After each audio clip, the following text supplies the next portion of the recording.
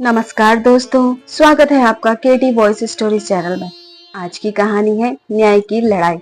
दोस्तों कमेंट करके जरूर बताइए आप लोग ये कहानी कहाँ से सुन रहे हैं।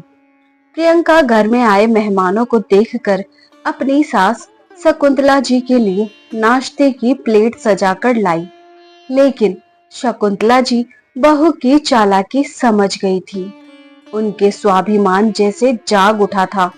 उन्होंने नाश्ते को हाथ भी नहीं लगाया और नाश्ते की प्लेट को पीछे सरकाते हुए कहा, बहू, मैंने कहा ना मुझे भूख नहीं है, तो तुम्हें समझ में क्यों नहीं आता? मैं नहीं खाऊंगी। मैं तुम लोगों की सारी चालाकी समझ गई हूँ। शकुंतला जी गुस्सा करते हुए कहा, लेकिन फिर भी प्रियंका ने उनके गुस्से को दरकिनार करते हुए बनावटी आवाज में चिंता दिखाते हुए कहा, माँ जी, अगर आप नाश्ता नहीं करेंगे तो मैं भी कुछ नहीं खाऊंगी। इतना सुनना था कि शकुंतला जी एकदम से भड़क उठी। बस भी करो, झूठ और दिखावे की भी हद होती है। शकुंतला जी समझ रही थी कि बहू अपनी बुआ सास को सुनाने के लिए इतनी मधुर आवाज में बात कर रही है, वरना तो इसकी आवाज में कांटे ही लगे होते हैं। इधर प्रियंका मन ही मन सोच रही थी कि बस और 2 दिन कैसे भी करके कट जाए, उसके बाद तो बुआ जी और फूफा जी चले ही जाएंगी। फिर इस बुढ़िया की कौन इतनी चाकरी करेगा। और शायद शकुंतला जी अपनी चालाक बहू के मनोभावों को अच्छी तरह समझ रही थी कि उसका अगला कदम क्या होगा। वह अभी कुछ और कहना ही चाहती थी कि तभी उनका पोता सोनू जाकर उनके गले से लिपट गया। अपने दुलारे सोनू का स्नेही स्पर्श पाकर शकुंतला जी का हृदय पिघल गया। सोनू ने दादी के गाल सहलाते हुए कहा, दादी, आप जल्दी खाना खाओ ना, फिर आप मुझे कहानी सुनाना और मेरे साथ खेलना। अगर आप नाश्ता नहीं करेंगे तो मैं भी नहीं करूंगा। तभी पास बैठी शकुंतला जी की ननंद सुमित्रा जी ने भी कह दिया, अरे भाभी, बहू और तुम्हारी नोक झोंक तो चलती ही रहेगी। अब तुम जल्दी से नाश्ता कर लो। तो शकुंतला जी को भी उनकी बात माननी ही पड़ी, क्योंकि एक तो उनका प्यारा पोता सोनू उनसे कह रहा था और दूसरा वह अपनी ननंद सुमित्रा जी के सामने भी बुरी नहीं बनना चाहती थी, क्योंकि एक सुमित्रा जी ही तो थी जो उन्हें हमेशा सपोर्ट करती थी, वरना बाकी सभी रिश्तेदारों को तो बेटे और बहू से अच्छे अच्छे और महंगे महंगे उपहार और पैसे देकर अपनी तरफ मिला लिया था। शकुंतला जी ने सुमित्रा जी से कहा, आप भी चलिए दीदी, साथ में नाश्ता करते हैं। तो उनका आग्रह मानकर सुमित्रा जी भी उनके बगल में आकर बैठ गई और दोनों नाश्ता करने लगी। उधर प्रियंका बहुत खुश हो रही थी कि कम से कम बुआ जी के सामने उनका इम्प्रेशन अच्छा रह गया और माँ जी कुछ नहीं कर पाई। इधर नाश्ता करते हुए सुमित्रा जी ने कहा, सच में भाभी, तुम्हारी बहू में और कोई गुण हो ना हो, पर एक बात है कि वह खाना तो बहुत अच्छा बनाने लगी है। सही कहती हो जीजी, और वह लोगों को मूर्ख भी बहुत अच्छा बनाती हैं। ना चाहते हुए भी शकुंतला जी की आवाज में एक दर्द सा घिर आया था, जिसे सुमित्रा बुआ ने अपनी अच्छी तरह से देखा था, लेकिन उसे अनदेखा करते हुए वह खाने की तारीफ करने लगी, क्योंकि वह नहीं चाहती थी कि अभी फिर से सास बहू में कोई महाभारत छिड़ जाए। सुमित्रा जी ने बड़े ही प्यार से अपनी भाभी को अपने हाथ से एक कोर खिलाते हुए कहा, सच में भाभी, काश आज भैया जीवित होते तो उन्हें अपने परिवार को देखकर कितनी खुशी होती और वह इस नटखट सोनू के साथ खेलकर कितना आनंदित होते। अच्छा ही हुआ जीजी वह इस दुनिया में नहीं है, वरना आज वह भी मेरी तरह रो रहे होते। अपनों के ही ठगे जाने से बिल्कुल अंदर ही अंदर खत्म हो चुके होते। आज तो शकुंतला जी के मन की कड़वाहट खत्म होने का नाम ही नहीं ले रही थी। शायद पिछले 2 साल में उन्होंने बहुत कुछ सह लिया था, जो कि अपने पति के रहने पर वह नहीं चाहती थी। पर आज उनके मुंह से ना चाहते हुए भी कई सारी कड़वी बातें निकल रही थी, जो सुमित्रा जी अच्छी तरह से समझ रही थी और एकांत का इंतजार कर रही थी कि भाभी के साथ उन्हें एकांत मिल जाए तो वह उनके मन के व्यथा समझ सके। इसलिए धीरे से बोली, कोई बात नहीं भौजी, हैरान परेशान ना होइए, अभी अच्छे से नाश्ता कर लेते हैं। रात में हम दोनों ननंद भौजाई एक साथ खूब बतियाएंगे। शकुंतला जी और सुमित्रा जी दोनों में बहुत ही अपनापन था। जब उनकी यही भाभी ब्याह कर आई थी तो सबसे पहले अपनी ननंद सुमित्रा से ही उनकी दोस्ती हुई थी, जो आज तक कायम है। बस भौजी अब तनिक हंस भी दो, तुम खुश रहा करो, बस हमको और कुछ नहीं चाहिए। सुमित्रा जी अभी भी शकुंतला जी को हल्का करने के लिए मजाक किए जा रही थी, लेकिन इधर शकुंतला जी के मन में कुछ था जो कि बाहर आने को बेताब था। अभी भी वह ना रह पाई तो बोल ही पड़ी, बस जीजी यह काफी है, जो यह चाहती हैं कि मैं खुश रहूं, वरना इस घर में बाकी लोगों को तो सिर्फ इस बात से मतलब है कि कब यह बुढ़िया टन बोले और कब इन सारी संपत्ति पर अपना हक जमाए। बस भौजी अब यह सब छोड़ो और चलो ना कुछ और बातें करते हैं। समझदार और अनुभवी सुमित्रा बुआ ने प्रियंका के चेहरे का रंग बदलते हुए देख लिया था, इसलिए बड़ी कोशिश करके उन्होंने विषय बदल दिया और बातचीत का विषय कहीं और मोड़ दिया। ऊपर से बड़े ही प्यार से प्रियंका से बोली कि जाओ बहू, 2 कप चाय बना लाओ, तुम्हारे हाथ की चाय भी पीकर देख लेते हैं। लेकिन उस समय प्रियंका को उन दोनों की बातें सुनने की पड़ी थी, इसलिए वह वहां से उठना नहीं चाहती थी। लेकिन अब सुमित्रा बुआ ने कहा था तो उठना ही था, और वैसे भी उसे सुमित्रा बुआ की नजरों में एक अच्छी बहू साबित होना था। इसलिए मन मार कर वह चाय बनाने के लिए उठ गई। इधर सुमित्रा बुआ के मन में कुछ बात थी जो वह अपनी भाभी से पूछना चाहती थी, बस उन्हें एकांत की प्रतीक्षा थी। प्रियंका ने बड़ी मुश्किल से दोनों ननंद भाभी को कुछ देर के लिए अकेला छोड़ा था, किंतु इस समय भी बैठक में प्रदीप और फूफा जी दोनों बैठे थे, तो यह समय दोनों के बातचीत के लिए उपयुक्त नहीं था। इसलिए सुमित्रा जी शकुंतला जी से कुछ बाहर की और औपचारिक बातें करने लगी। लेकिन तभी शकुंतला जी ने फिर से कहा, जीजी इन दिनों में छोटी छोटी बात पर रोना आ जाता है। समझ में नहीं आता कि मुझे क्या होता जा रहा है। किसी भी चीज में खुशी नहीं मिलती है। बस यह एक सोनू ही है, इसे देख कर ही जी रही हूँ। लेकिन बहू इसे भी मेरे पास नहीं आने देती। वह तो तुम आई हो, इसलिए बहू सोनू को मेरे पास आने दे रही है और कुछ देर छोड़ रही है। नहीं तो सोनू को भी बस अपने से ही चिपकाए रखती है, जैसे कि मैं कोई डायन हूँ और अपने ही पोते को खा जाऊंगी। यह सब कहते हुए शकुंतला जी को आश्चर्य हुआ कि सुमित्रा जी ने उसकी बात पर जरा भी आश्चर्य नहीं दिखाया कि प्रियंका अपनी सास के साथ ऐसा व्यवहार कर रही है और उनके पोते से भी दूर कर रही है। लेकिन सुमित्रा बुआ बहुत समझदार और व्यवहारी थी। उन्होंने संयुक्त परिवार में रहकर काफी सारा नाटक देखा था, इसलिए इस वक्त भी वह बात को नहीं बढ़ाना चाह रही थी। सुमित्रा जी अपने जमाने की पढ़ी लिखी थी। अपने गांव में वह सबसे पहले ग्रेजुएट थी, इसलिए गांव में तो उनका दबदबा था ही।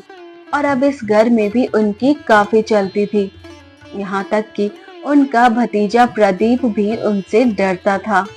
और प्रदीप की देखा देखी प्रियंका भी अब थोड़ा उनसे बचकर रहने लगी थी और उनके सामने अपना इम्प्रेशन बनाने की कोशिश करती थी। लेकिन वह दोनों भले ही कितने भी अच्छे बन जाए, वह तो अपनी भाभी के चेहरे की लकीरें देखकर और आंखों का सोनापन देखकर ही समझ गई थी कि उनके बेटे और बहू कितने पानी में हैं। वह तो बस बात को बढ़ाना नहीं चाहती थी, इसलिए कब से माहौल को सामान्य और हल्का करने की कोशिश में बीच बीच में हल्के हल्के मजाक कर रही थी और शकुंतला जी का मूड अच्छा रखने की कोशिश कर रही थी, क्योंकि उसे अच्छे से पता था कि वह तो अपने पति के साथ चली जाएगी। पीछे से भाभी को तो अपने बेटे बहू के साथ ही रहना है। इसीलिए वह कोशिश कर रही थी कि सास बहू के बीच कोई कड़वाहट ना आए। रात को सोते समय सुमित्रा जी ने अपनी भाभी से कहा, भाभी आपके कंगन कहाँ गए? इतना सुनते ही शकुंतला जी की आंखें भर आई। क्या हो गया भाभी, आप रोने क्यों लगी? अब दीदी आपको क्या बताऊं, उस कंगन की कहानी भी कोई त्रासदी से कम नहीं है। कोई बात नहीं भाभी, ना बताना हो तो मत बताओ, लेकिन आप रो मत। आप नहीं जानती कि आपके रोने से हमारा कलेजा एकदम छलनी हो जाता है। अरे जीजी, कलेजा तो उस दिन मेरा छलनी हुआ था जिस दिन बेटे ने जबरदस्ती वह कंगन हमसे उतरवाए थे। यह आप क्या कह रही हो भाभी? प्रदीप आपके साथ ऐसा कैसे कर सकता है? और कुछ मत पूछिए जीजी, यह जो बहू आपको बहुत सीधी सादी लगती है ना, बहुत चालाक है। शकुंतला जी ने साहस करके बोलना शुरू किया। बस इस बहू की झूठी शान क्या ही कहूँ। बहू के मायके में उसके भाई की सगाई थी और उसे अपने मायके में यह दिखाना था कि उसकी शादी कितने अच्छे घर में हुई है। इसलिए उसने जिद करके मुझसे मेरे गहने निकलवा लिए।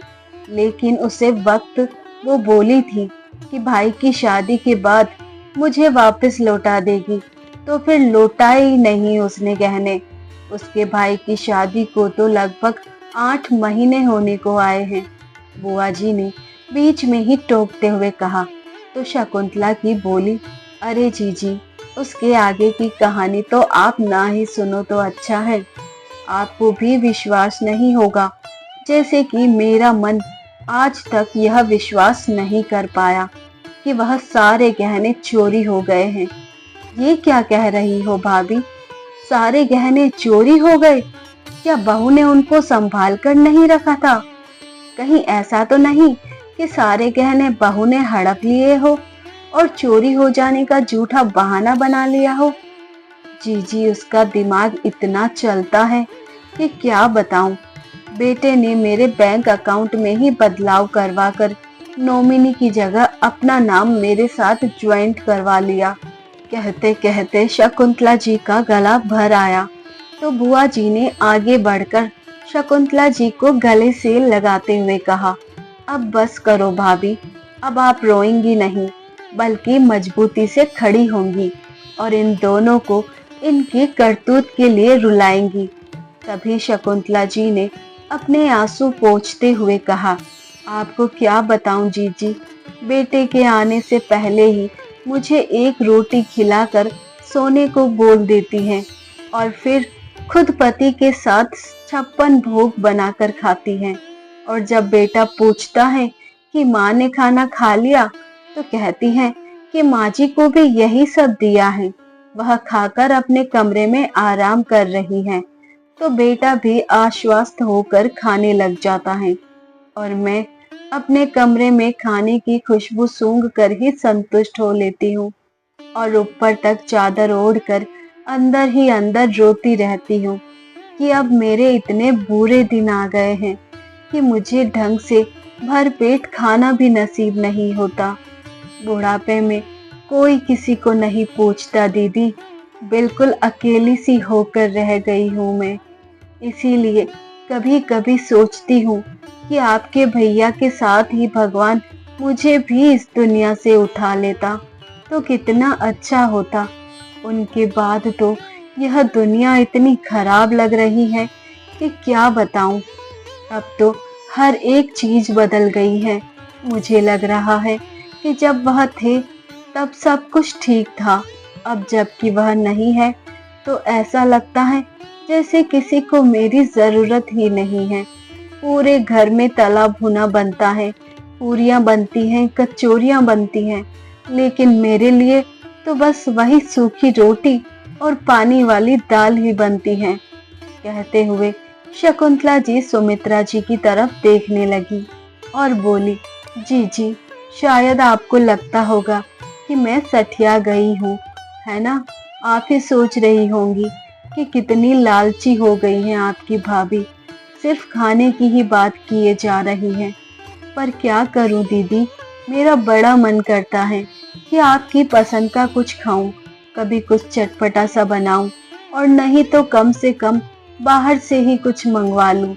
लेकिन बहू के व्यंग्य बाणों से डर लगता है कि कहीं वह यह ना कह दे, अब लालच इतना बढ़ गया है कि बुढ़िया बाहर से मंगा कर खाने लगी हैं। इसलिए वह जो देती हैं वही मन मार कर खा लेती हूँ। तो भाभी, आप अपने कमरे में खाने का कुछ सूखा सामान, जैसे नाश्ते का सामान, कुछ नमकीन और फल वगैरह क्यों नहीं रख लेती? इतना भी क्या बहू से डरना? बुआ जी ने थोड़ा प्रतिवाद करते हुए कहा तो शकुंतला जी की आंखें भर आई। उनकी आवाज जैसे गले में ही अटक गई। उन्होंने एक लंबी सांस ली और फिर बोली, आपको क्या बताऊं दीदी, मैं अपने ही घर में इतनी अपेक्षित हूँ कि एक नौकरानी से भी बदतर जिंदगी जी रही हूँ। अब सुमित्रा जी से और नहीं सुना गया तो उन्होंने कहा, भाभी, आप यह सब बातें बेटे को क्यों नहीं कहती? क्या बेटे को भी पता है? अब दीदी, यह सब बातें बेटे को क्या बताऊं? हाँ, हर रविवार को किसी भी छुट्टी के दिन जब भी बेटा घर पर होता है तो वह दिन मेरे लिए त्योहार की तरह होता है, क्योंकि उस दिन तो बहू मुझे भी वही खाना परोसती है जो खुद खाती है, ताकि उसकी करतूतों का किसी को पता न चल जाए। वरना बहू तो यह चाहती ही नहीं कि मैं जिंदा रहूं। वह तो बस मुझे जल्दी इस दुनिया से विदा कर देना चाहती है। अब दिन प्रतिदिन इसी वजह से तो मैं कमजोर होती जा रही हूँ। पर यह सब बातें क्या बताने की हैं? लोग तो सुनकर यही कहेंगे कि देखो, इस बुढ़िया को खाने की पड़ी है, इसीलिए जो मिलता है रूखा सूखा खाकर चुपचाप पानी पीकर सो जाती हूँ। जब बहू ही ऐसी है तो हो सकता है मेरा बेटा भी यही चाहता होगा कि मैं जल्दी से दुनिया से चली जाऊं। शकुंतला जी ने कहा तो बुआ जी उन्हें बीच में ही टोकते हुए बोली, नहीं भाभी, बेटा ऐसा कभी नहीं सोच सकता। मेरा मन तो यही गवाही देता है कि बहू की माँ ने उसके कान भर डाले होंगे, वरना बहू भी ऐसा नहीं सोच सकती कि वह अपनी सास को ही अलविदा कर दे। और रही बात प्रदीप की, तो प्रदीप तो वैसा हरगिज नहीं सोच सकता। सुमित्रा जी की बात सुनकर अब शकुंतला जी ने खुद को समेटना शुरू कर दिया। उन्हें लगा कि इतना भी खोलकर किसी से बात करना सही नहीं है। कोई उनके मन की बात नहीं समझेगा, चाहे वह कितना भी दिल खोल कर रख दे। लेकिन खुद अपने ही बेटे की बुराई करने में उनकी भी जुबान कट रही थी।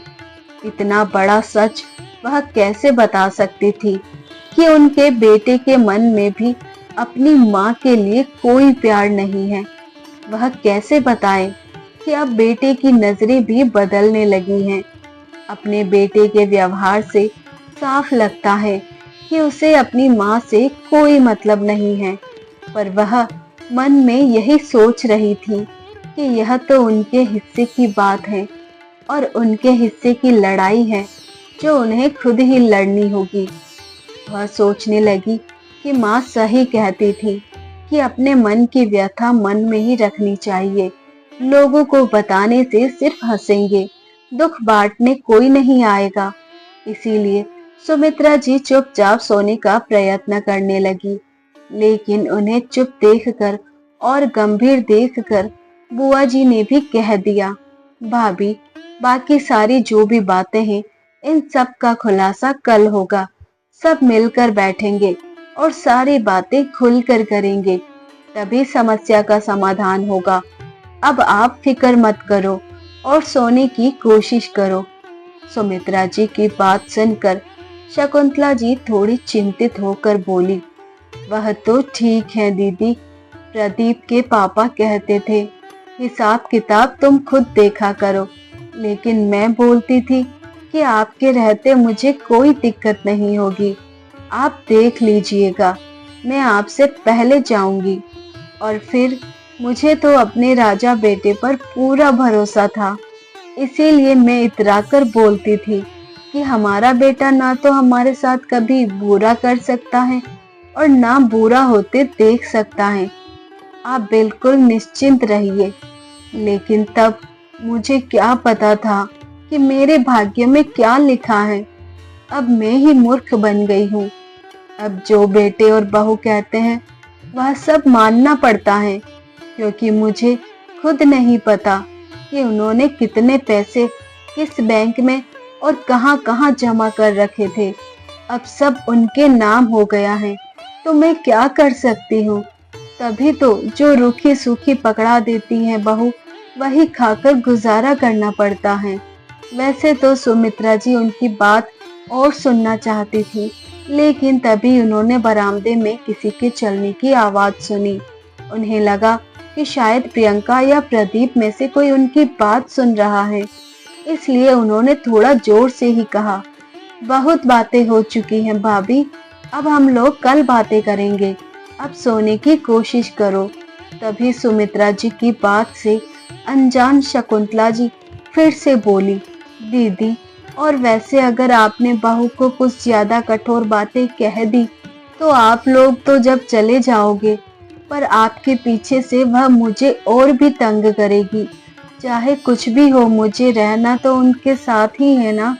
अगर आपने कुछ ज्यादा ही कह दिया तो कल को हो सकता है दोनों मुझ पर और भी अत्याचार करने लगे।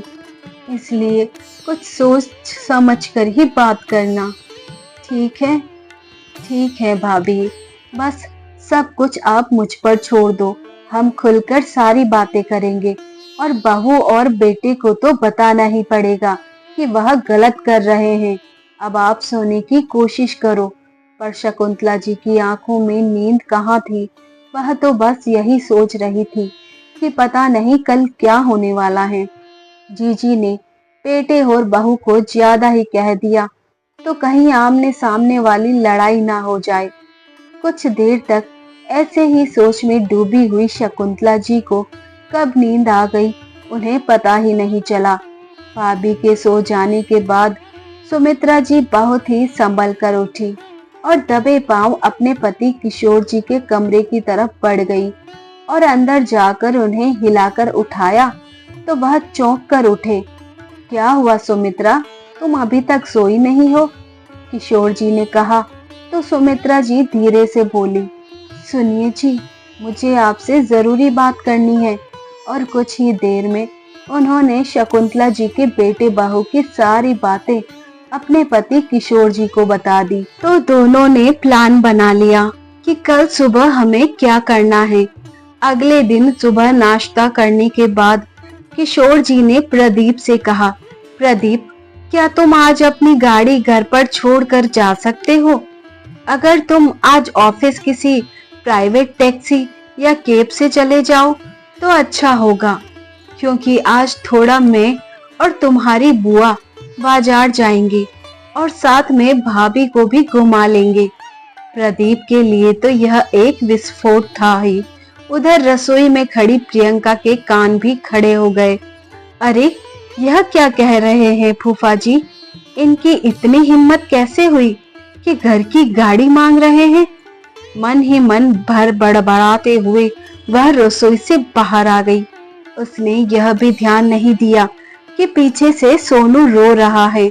बस अपना पैर पटकती हुई सोनू को डांटते हुए अपने कमरे में चली गई। प्रदीप भी प्रियंका के पैर पटकने के हिसाब से समझ गया था कि प्रियंका नाराज हो गई है और अब तो उसकी खैर नहीं। इसलिए उसके पीछे पीछे कमरे में जाने के लिए बहाने ढूंढने लगा। इधर गैस पर रखा हुआ दूध उफन रहा था तो उधर कमरे में अंदर प्रियंका का गुस्सा उफान रही थी। हद हो गई बेशर्मी की। इन्होंने तो इस घर को अपना ही घर समझ लिया है। आखिर इनकी तुमसे गाड़ी मांगने की हिम्मत कैसे हुई, वह भी माँ जी को बाहर घुमाने के लिए? सच में इनके तो बुढ़ापे में भी शौक खत्म नहीं होते। लगता है आपकी माँ बुढ़ापे में और भी जवान होते जा रही हैं। प्रदीप जैसे ही कमरे में पहुंचा तो प्रियंका ने बड़बड़ाना शुरू कर दिया। तभी प्रदीप ने कहा, प्रियंका, तुम्हें पता नहीं है, यह जो हमारी बुआ जी है यह बहुत ही चालाक है और फूफा जी भी उन्हीं की जुबानी बोलते हैं। मुझे तो लगता है उनको कहीं हम पर शक तो नहीं हो गया है। अगर इन्हें हम पर शक हो जाएगा फिर तो हम इस मकान पर भी कब्जा नहीं कर पाएंगे और माँ की सारी संपत्ति भी हमें उनके जीते जी नहीं मिलेगी। इसीलिए अभी तुम चुप रहो। यह सुन प्रियंका ने चिढ़ते हुए कहा, तुम जरा सोचो प्रदीप, अगर माँ जी को रोज इतना स्वादिष्ट खाना खाने की आदत पड़ जाएगी तो कल को जब बुआ जी और फूफा जी चले जाएंगे तो उनकी उम्मीद तो यही रहेगी ना कि हम उन्हें ऐसा ही स्वादिष्ट खाना खिलाते रहें। उसकी बात सुनकर प्रदीप भी चिढ़कर बोला, अरे तुम छोड़ो ना यह खाना वाना, अभी तो हमें यह ध्यान रखना है कि हमने जो माँ के दस्तखत करवाए हैं वह सब पेपर संभाल कर रखे और कोशिश करके बुआ जी और फूफा जी को खुश रखें ताकि कोई भी ऐसी वैसी नौबत ना आए और बात ना बढ़ जाए। प्रियंका अभी भी प्रदीप की बात से सहमत नहीं थी। उसके दिमाग में पता नहीं क्या चल रहा था कि उसने भी तपाक से कहा, मुझे समझ में नहीं आता प्रदीप कि तुम इतना डरते क्यों हो। जब घर हमारे नाम हो चुका है और माँ के गहने भी मैंने अपने पास रख लिए हैं, फिर किस बात का डर है? मुझे कोई डर नहीं है प्रियंका, बस मैं तुम्हें हकीकत समझाना चाहता हूँ। प्रदीप ने कहा तो प्रियंका बोली, अगर तुम्हें डर नहीं है ना तो इस बार बुआ जी या फूफा जी को कुछ भी कहे, हम माँ जी का ठीक से ध्यान रखते हैं तो उन्हें कह देना कि वह उन्हें अपने साथ ले जाए। प्रियंका, तुम्हें होश भी है कि तुम क्या बोल रही हो? प्रदीप ने कहा तो प्रियंका चिल्लाकर बोली, हाँ मुझे होश है कि मैं क्या बोल रही हूँ और मैं तुम्हारी तरह बेवकूफ नहीं हूँ। अब तक सोनू चुपचाप बैठा था। उसे शायद बहुत जोर की भूख लगी थी, इसलिए वह और जोर जोर से चिल्लाने लगा। तभी प्रियंका को गुस्सा आया और उसने खींचकर एक तमाचा सोनू के गाल पर जड़ दिया। प्रदीप ने सोनू को उठाकर सीने से लगा लिया। उसे कुछ समझ नहीं आ रहा था कि वह प्रियंका को कैसे समझाए। तभी बाहर से बुआ जी की आवाज आई, भाभी आज आप चाय बनाओ ना, आपके हाथ की चाय पीने का बहुत मन कर रहा है। इतना सुना था कि प्रियंका फिर से बड़बड़ा उठी और प्रदीप से बोली, मैं पूछना चाहती हूँ, क्या यह बुआ जी हमारे घर में आग लगाने आई हैं? इनको तो शौक ही खत्म नहीं होते, कभी बाहर घूमने तो कभी पराठे खिलाने तो कभी चाय बनाने। यह तो माँ जी को पूरी तरह बिगाड़ कर ही दम लेगी। गुस्से में प्रियंका कहे जा रही थी तो प्रदीप ने उसे समझा कर कहा, जरा धीरे बोलो, वह लोग सुन लेंगे। तुमको डरना है तो डरो, मैं इतनी डरपोक नहीं हूँ और ना ही रहूंगी। सही कह रही हो बहू, तुम्हें डरने की क्या जरूरत है? तुमने तो अपनी सास को डरा रखा है ना। बुआ जी ने कमरे में प्रवेश करते हुए कहा तो अचानक प्रियंका अपना रंग बदलते हुए बोली, बुआ जी, मैं इनको किसी और बात के लिए डांट रही थी। आप मुझे गलत समझ रही हैं। माँ जी क्यों डरेगी? और मैं उनको डरा कर नहीं रखती, बल्कि उनकी बहुत इज्जत करती हूँ। बहू की बात सुनकर बाहर से आते हुए शकुंतला जी ने पता नहीं आज कहाँ से इतनी हिम्मत आ गई थी। सुमित्रा जी और किशोर जी का साथ पाकर उनके अंदर का स्वाभिमान भी जाग उठा था। इसीलिए उन्होंने कठोर आवाज में कहा, बस करो बहू, बहुत झूठ और दिखावे की भी हद होती है। मैं कुछ नहीं कहती हूँ, इसीलिए तुम्हारी हिम्मत बढ़ती ही जा रही है।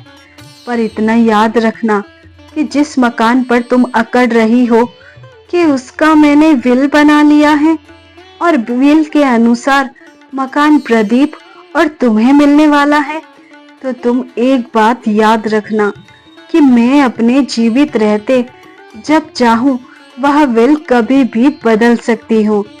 पल भर के लिए कमरे में बिल्कुल सन्नाटा हो गया। सिर्फ नन्हे से सोनू की आवाज गूंज रही थी और वह दौड़कर दादी दादी कहते हुए शकुंतला जी की गोद में आ गया। शकुंतला जी ने बड़े प्यार से सोनू को अपनी गोद में उठाया और प्रियंका से कहा, मैं अपने पोते को लेकर जा रही हूँ, तुम लोग भी आ जाओ। आज मैं रसोई में चाय बनाने जा रही हूँ। मुझे अपने हाथ की चाय पिए हुए काफी दिन हो गए हैं। आज शकुंतला जी की आवाज में एक दृढ़ता थी, उनके व्यवहार में एक आत्मविश्वास झलक रहा था। कुछ देर बाद प्रदीप और प्रियंका जब अपने कमरे से बाहर आए तो शकुंतला जी ने उन्हें बहुत ही प्यार से चाय का कप पकड़ा दिया। थोड़ी देर पहले हुई कठोरता और बहस का कोई नामो निशान उनके चेहरे पर नहीं था और शायद उनकी इसी ममता को भांपकर प्रियंका ने हिम्मत करके कहा, हमें माफ कर दीजिए माँ जी, हमसे गलती हो गई। उन्होंने सोचा था कि शकुंतला जी सब कुछ भूलकर उन्हें माफ कर देंगी और गले से लगा लेगी, लेकिन इस समय शकुंतला जी एक माँ तो थी, लेकिन साथ में ही अपने हक और अधिकार को लेकर जागृत हुई एक महिला भी थी। इसीलिए उन्होंने बड़े ही प्यार भरे स्वर में कहा, गलती तो तुम लोगों से हुई है और मैं उम्मीद करूंगी कि आगे से तुम दोनों ऐसी गलती ना करो, लेकिन विल तो मैं अपनी बदलने जा रही हूँ।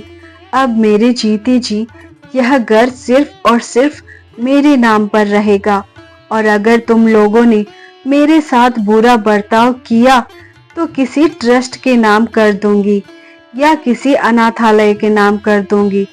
लेकिन तुम लोग यह मत समझना कि प्रदीप तुम मेरे बेटे हो तो यह घर बाय डिफॉल्ट तुम्हारे नाम होगा। कानून में यह प्रावधान है कि मैं चाहूं तो यह घर किसी के भी नाम कर सकती हूँ। इसीलिए इसे ग्रांटेड लेकर मत चलो। तुम दोनों के बर्ताव पर निर्भर करेगा कि घर पर तुम्हारा कितना अधिकार है। याद रखो, यह घर मेरा है और अगर तुम लोगों ने मेरा अपमान किया तो तुम लोग इस घर से जा सकते हो। एक साथ इतनी सारी बातें, वह भी इतनी दृढ़ता के साथ, शकुंतला जी के मुंह से सुनकर उनके बेटे बहू को बड़ा आश्चर्य हो रहा था। खैर, प्रदीप ने तो अपने पिता के रहते अपनी माँ की दृढ़ता देखी थी, उनका साहस भरा रूप और आत्मविश्वास भी देखा था और पिता के जाने के बाद उनको टूटा हुआ भी देखा था। लेकिन प्रियंका के लिए अपनी सास का यह रूप बिल्कुल भी नया था। वह शकुंतला जी का यह रूप बर्दाश्त नहीं कर पा रही थी। उस समय चाय की मिठास में रिश्तों में भी मिठास आई हो, ऐसा जरूरी नहीं था, लेकिन प्रियंका और प्रदीप को यह समझ में आ गया था कि अगर अब वह अपनी माँ के साथ गलत करेंगे तो उनके साथ भी बहुत गलत हो सकता है। पर प्रियंका अभी प्रदीप से यही कह रही थी कि यह सारी पट्टी बुआ जी और फूफा जी की पढ़ाई हुई है, वरना हमारी माँ जी तो भोली भाली हैं, उन्हें इतना कैसे पता होता। प्रदीप को पहले से ही आत्मग्लानि हो रही थी। अब प्रियंका की बात सुनकर उसे थोड़ा सा गुस्सा आ गया, तो उसने कहा, बस करो प्रियंका, अब तुम ऐसा कुछ नहीं करोगी जिससे माँ नाराज हो। याद रखना, वह हमें घर से निकाल भी सकती है। और अब तो मुझे भी यह एहसास हो रहा है कि मैं भी अपनी माँ के साथ गलत कर रहा था। जरा सोचो, कल को सोनू भी हमारे साथ ऐसा करेगा तो हमको कैसा लगेगा। खैर, प्रियंका यह सब नहीं सोच रही थी। वह तो बस यही सोच रही थी कि सास ने अगर इस घर से निकाल दिया तो सच में उन्हें मुश्किल हो जाएगी। अगले दिन सुबह शकुंतला जी, सुमित्रा जी और किशोर जी जब शहर के लिए निकले तो बाहर एकांत पाकर शकुंतला जी बोली, सच कह रही हूँ दीदी, कल बेटे और बहू को इतना कुछ कहते हुए मुझे तो बहुत डर लग रहा था, लेकिन आप दोनों ने मेरा इतना साथ दिया और सब चीज इतने अच्छे से समझाई कि मैं उन दोनों को डांट कर अपनी बात कह पाई। तभी सुमित्रा जी ने कहा, बस भाभी, अब ऐसे ही स्ट्रॉन्ग बनी रहना, लेकिन याद रखना, यह दोनों अंदर से अभी नहीं बदले हैं। क्या पता शायद आगे भविष्य में बदल जाए, लेकिन अभी जो उनके अंदर बदलाव देख रही हो वह सिर्फ अपने बारे में सोचकर कर रहे हैं। इसीलिए हमेशा अपना ध्यान रखिएगा और यह भी ध्यान रखना कि आपके साथ कुछ गलत या अन्याय ना हो। बाकी हम तो हमेशा आपके साथ हैं ही। तभी किशोर जी ने कहा, और भाभी, हमारे अलावा आपके साथ कोई और भी है और वह है कानून। तो शकुंतला जी हल्के से मुस्कुरा दी। खैर, घर आने के बाद सुमित्रा जी और किशोर जी अपने घर की ओर निकल गए। उस दिन के बाद नाश्ते की टेबल पर शकुंतला जी के लिए भी वही खाना लगता था जो सबकी प्लेट में होता था। आज अपनी विजय पर शकुंतला जी मुस्कुरा रही थी और मन ही मन सोच रही थी कि अब खुद के साथ भेदभाव या न्याय नहीं होने देगी।